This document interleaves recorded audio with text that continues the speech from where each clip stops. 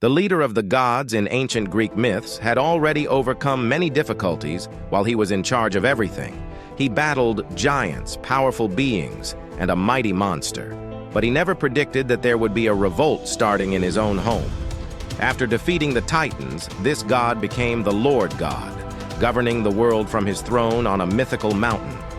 When the main god lifted his arm, showing his mighty weapons, the other gods bowed to show their regard for him. No god had as much power as him. Only his wife, the head goddess, had equal importance, but even she could not change the Lord God's mind when he was fixed on something. Although this leading god cared for his wife, he was not loyal and had relationships outside their marriage. For that reason, his wife and he argue all the time, since he kept being unfaithful. Exhausted from being disrespected by her husband, the head goddess started making plans against him.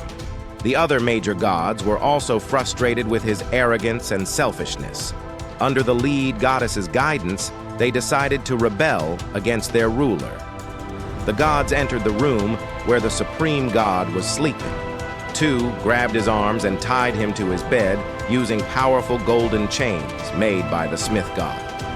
By the time the high god realized what was happening, he was already unable to move. Furious, he made the most awful threats, but the other gods ignored him. They were more interested in who would take the highest throne.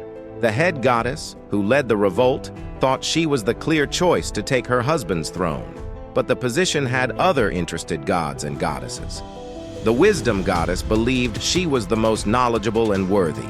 The sun god, in turn, felt only he could bring light to this new age. The sea god claimed he was the strongest. The hearth goddess was the only one who did not seek the role.